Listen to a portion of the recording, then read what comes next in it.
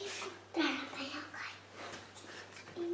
Ele encontrou-se com o meu irmão e disse: Oh! E aquele animal lhe disse, Lucas, disse: Oh, meu Senhor Natal!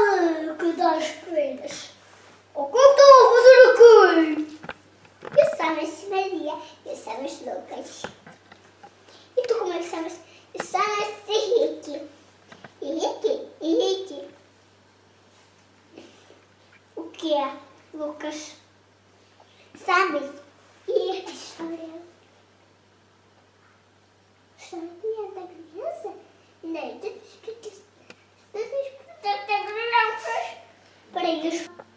Lentas. Para te vá, repare. Espera. E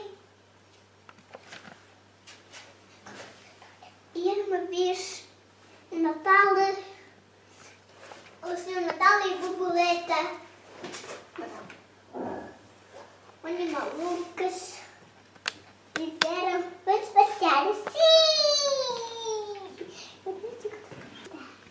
E depois eles podem.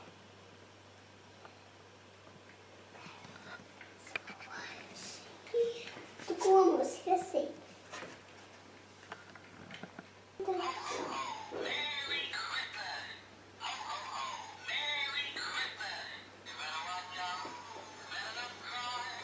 A Sara vestiu os pais.